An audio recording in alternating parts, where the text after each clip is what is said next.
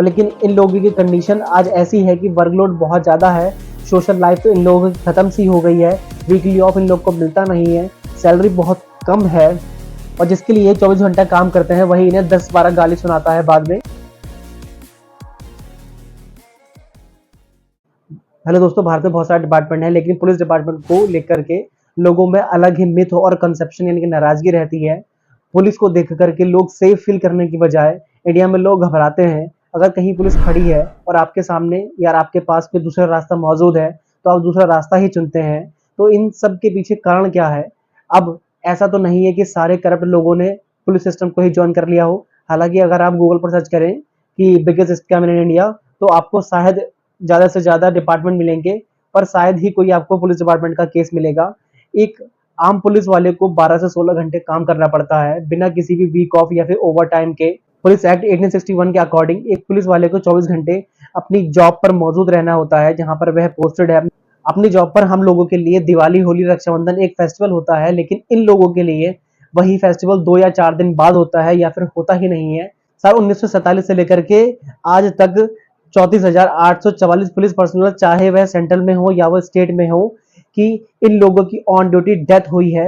कुछ ऐसे police officers हैं जिनकी डेथ एक बहादुर की तरह लड़ते हुई है, लेकिन इन लोगों की कंडीशन आज ऐसी है कि वर्कलोड बहुत ज्यादा है, सोशल लाइफ तो इन लोगों की खत्म सी हो गई है, वीकली ऑफ इन लोग को मिलता नहीं है, सैलरी बहुत कम है और जिसके लिए 24 घंटा काम करते हैं वही इन्हें 10-12 गाली सुनाता है बाद में। तो इन सब के बाद एक आम आदमी भी परेशान हो जाए तो ये तो पुलिस वाले हैं जिनको रोज टॉर्चर सहन करना पड़ता है और इन लोग को इस चीज से सफोकेशन होने लगती है, जिसका रिजल्ट ये निकलता है कि केवल डिप्रेशन, एंजाइटी, डेजीनेस और जब इन सब चीजों की भी हद हो जाती है तो उनके पास एक ही ऑप्शन बचता है, दैट्स अ सुसाइड। साल 2018 में senior Maharashtra IPS officer Himanshu Roy ने सुसाइड कर लिया। अजय कुमार जो दिल्ली पुलिस जो कि काफी टाइम से डिप्रेस्ड थे, उन्होंने भी सुसाइड का रास्ता ही चुना। Over 940 police personal committed suicide in last 5 year. फिर के अन्नामलाई जो कि 2011 आईपीएस बैच के ऑफिसर हैं, उन्होंने अपनी जॉब से इसलिए रिजाइन किया क्योंकि ना उन्हें कोई जॉब के दौरान छुट्टी मिलती थी, ना ही अपनी फैमिली के साथ में टाइम स्पेंड करने का समय निकाल पाते थे, यानी कि सिर्फ जॉब जॉब एंड जॉब। तो इन सब से परेशान होकर एक ऑनेस्ट पुलिस ऑफिसर यह नहीं चाहता कि उसके बच्चे पुलिस सिस्टम में पैर भी रखें। और यह तो पुलिस ऑफिसर का हुआ, पर आम लोगों में भी पुलिस सिस्टम को लेकर के अलग अलग सोच है कि पुलिस घूस खाती है, गुंडागर्दी करती है और भी ऐसे कई काम करती है जो कि एक आम इंसान के खिलाफ होते हैं। तो वह लोग भी अपने बच्चों को पुलिस सिस्टम से दूर ही रखना चाहते हैं। तो इन सब चीजों को समझने के लिए हमें थोड़ा सा फ्लैशबैक में जाने की जरूरत पड़ेगी।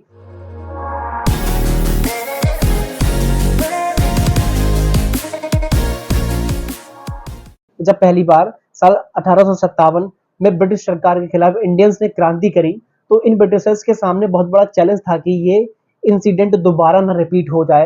तो इन सबको ध्यान में रखते हुए साल 1861 में एक एक्ट लेकर के आए जिसका नाम था पुलिस एक्ट 1861। इसका मकसद लोगों को सिक्योर करना नहीं था, यानी कि इंडियंस को सिक्योर करना नहीं था, बल्कि कंट्रोल करना था।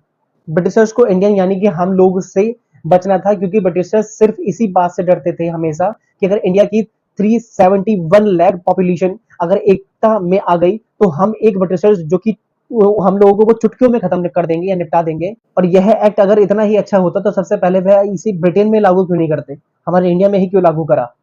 लेकिन 1861 की इस एक्ट में लिखी बात आज तक हमारे इंडिया में फॉलो करी जाती है, क्योंकि यह सिस्टम हमारे नेताओं को भी सूट करता है। जो एक्सपेक्टेशन ब्रिटिशर्स की इंडियन से थी वही एक्सपेक्टेशन आज हमारे इंडिया में नेताओं की हम लोगों से है कि इंडियंस को कंट्रोल कैसे करना है। अब हमारी पुलिस को इंडिया में लॉ एंड ऑर्डर इंप्लीमेंट करना होता है, तो उसके लिए हमारे इंडियन कॉन्स्टिट्यूशन ने इस पुलिस एक्ट को ज्यादा से ज्यादा पावर दे रखी है। और एक चीज की जब कोई भी करप्ट गवर्नमेंट पावर में आती है तो उसका मोटिव सिर्फ यही होता है कि पहले जो करंट सिस्टम को अपने कंट्रोल में कैसे रखा जाए, और सेकंड चीज ये होती है कि अपने आने वाले इलेक्शन को सिक्योर कैसे करना है। और कंट्रोल का मतलब है कि पुलिस सिस्टम को अपने अंदर रखना कैसे है, अपने काबू में कैसे रखना है। और या फिर कंट्रोल तो ये लोग आर्मी को भी करना चाहते थे और जुडिशरी को भी करना चाहते थे, पर लेकिन जुडिशरी एक इंडिपेंडेंट बॉडी है जहां पर बैठे ऑनरेबल जजेस ऐसा होने नहीं देते। लाइक डीवार चंद्रचूड़ सर जो कि ब्रिलियंट जजेस में से जज हैं। सुप्रीम कोर्ट और हाई कोर्ट के जो रूल्स होते हैं अकॉर्डिंग सुप्रीम कोर्ट एंड और हाई कोर्ट के अकॉर्डिंग चलते हैं, लेकिन ट्रांसफर, पोस्टिंग, प्रमोशन नेताओं के हाथ में नहीं होते, हालांकि ऐसा करने की कोशिश बीजेपी गवर्नमेंट कर चुकी है। साल 2014 में तभी उसने जज की अपॉइंटमेंट कमेटी के लिए एनजेक कमेटी यानी कि नेशनल जुडिशियल अपॉइंटमेंट कमीशन को इम्प्लीमेंट करना चाहा, पर शुक्र है ऑनरेबल जजेस का और ऑनरेबल सुप्रीम कोर्ट का, जिसने एक्शन लिया सुओ मोटो, यानी कि खुद से एक्शन लिया। सुओ मोटो का मीन्स यही होता है, और इसे वहीं दबा दिया। बीजेपी गवर्नमेंट का मोटिव था कि जज को भी अपॉइंटमेंट उनकी गवर्नमेंट करे, जैसा कि पुलिस डिपार्टमेंट में होता है कि सारे ऑफिसर्स का अपॉइंटमेंट नेताओं के द्वारा उनकी मर्जी, उनके अकॉर्डिंग करी जाता है। और किसी भी पुलिस ऑफिसर की पोस्टिंग या ट्रांसफर इस चीज पर नहीं होता कि वह पुलिस ऑफिसर कितना काबिल है या कितनी मेहनती है, बल्कि इस तर्क पर होता है कि वह पुलिस ऑफिसर इन नेताओं की जय हुजूरी कितनी करता है। कि कोई नेता अगर यह कहे कि गधा गधा नहीं है घोड़ा है, तो उन पुलिस वालों को भी यह मानना पड़ेगा जो नेताजी कह रहे हैं कि गधा गधा नहीं है घोड़ा है। पर एक चीज शायद आपने देखी ही होगी कि जब भी कोई गवर्नमेंट सत्ता में आती है तो स्ट्रिक्ट ऑफिसर्स के ट्रांसफर होने चालू हो जाते हैं, क्योंकि इसका सिंपल सा फंडा है कि जो ऑफिसर उनकी बात मानता है और जो बात उनके कहने में आता है, वही ऑफिसर उनके आसपास भटकते हैं, और जो उनके बातों को नहीं मानते हैं वो उनका ट्रांसफर मिनटों नहीं लगते वो कर देते हैं। और इसका डिसीजन केवल इन ये नेता लोग ही करते हैं कि ये ऑफिसर मेरे पास रहेगा या फिर कहीं और रहेगा या किसी और पार्टी के पास रहेगा। और ट्रांसफर भी ये लोग ऐसी वैसी जगह नहीं कराते हैं, ऐसी जगह कराते हैं जहां से उन ऑफिसर्स का निकलना ही दुश्वार हो जाता है, जहां पर वो सफोकेशन फील करते हैं, डिप्रेस्ड फील करते हैं। ये नेता ही लोग हैं जो इन ऑफिसर्स को बहुत कड़ी ही निंदा में दबाए रखते हैं। आपने देखा होगा कि जब भी कोई गवर्नमेंट पावर में आती है तो अपोजिशन के नेता किसी ना किसी पुराने केसेस के बेसिस पर अंदर जाने लगता है, चाहे वह 10 साल पुराना हो या फिर 20 साल पुराना क्यों ना हो केस। हालांकि यह सभी को पता है कि जिस पार्टी से उन्हें खतरा ज्यादा होता है, सबसे पहले उस पार्टी के प्रवक्ता या फिर उसके पार्टी के कार्यकर्ता ही सबसे पहले जेल में जाने लगते हैं। नेताओं का इंटरफेरेंस नहीं होना चाहिए पुलिस डिपार्टमेंट में, इसके लिए माननीय सुप्रीम कोर्ट यानी कि ऑनरेबल सुप्रीम कोर्ट में एक अपील डाली गई यूपी पुलिस के प्रकाश जी के द्वारा, जो कि पुलिस में एक एक्स डीजीपी रहे हैं।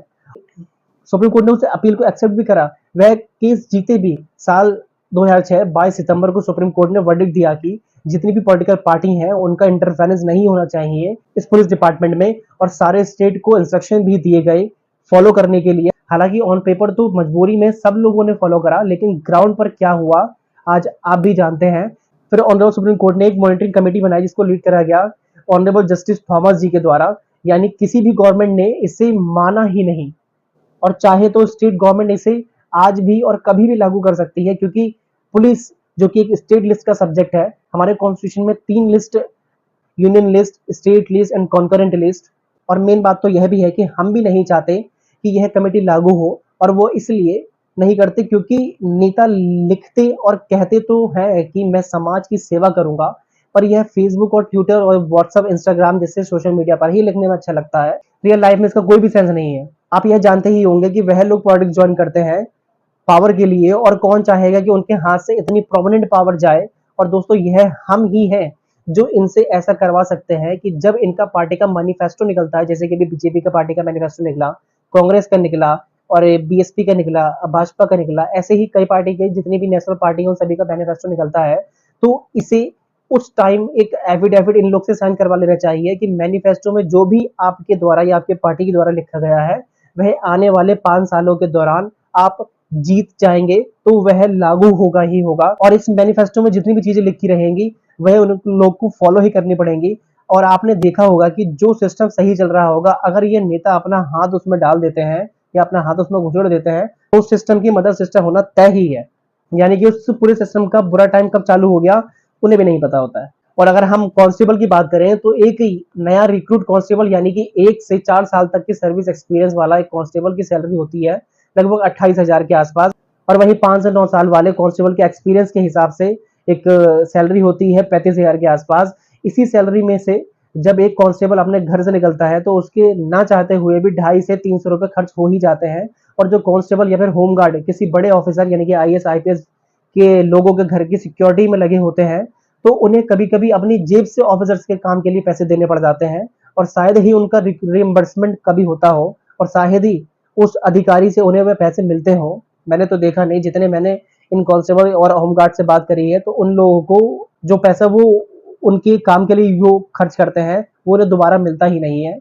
और क्योंकि इन कांस्टेबल होमगार्ड की मांगने की उनसे हिम्मत भी नहीं होती है कि आप एक छोटे से पद के एक कांस्टेबल एक बड़े से अधिकारी से कैसे मांग सकते हो। तो उस चीज के लिए वह पीछे हट जाते हैं, जिसकी वजह से इनका रीइंबर्समेंट पॉसिबल ही नहीं हो पाता है। और अगर बात करें कि एक पुलिस स्टेशन को मंथली 110 लीटर पेट्रोल मिलता है, यानी कि एक दिन का हुआ 3.6 लीटर। अब इसी 3.6 लीटर में उसे पूरे एरिया की सिक्योरिटी देखनी है, पेट्रोलिंग करनी है और कैदियों का ट्रांसपोर्टेशन भी देखना है। और वहीं बात करें नेताओं की, तो उन्हें एक मंथ में 250 लीटर पेट्रोल मिलता है। तो इन सारी चीजों को पूरा करने के लिए एक जुगाड़ की जरूरत पड़ती है, और जुगाड़ कैसा होता है वो पुलिस वाले अच्छे से जानते हैं, और मे बी आप भी अच्छे से जानते होंगे। सपोज करिए कि आप एक पुलिस स्टेशन के एक पुलिस ऑफिसर हो और आपने ज्यादा से ज्यादा एफआईआर लेना शुरू कर दिया हो। तो सबसे पहले तो आपका काम बढ़ेगा और फिर इन्वेस्टिगेशन करनी होगी और एविडेंस कलेक्ट करने होंगे, और यह सब इस 110 लीटर में ही होगा। और जितनी ज्यादा आपकी एफआईआर होंगी उतना ज्यादा आपका परफॉर्मेंस होगा, यानी कि जितनी एफआईआर उतना क्राइम रेट होगा। और आज जितने पुलिस वाले लोगों की सिक्योरिटी में लगे हुए हैं, कहीं उससे भी ज्यादा लोग इन नेताओं की सिक्योरिटी में लगे हैं। चाहे उसे उस नेता को रियल लाइफ थ्रेट हो भी ना, चाहे उसे एक फर्क भी नहीं पड़ता हो कि कोई से मार देगा नहीं मार देगा, उसे फर्क नहीं पड़ता।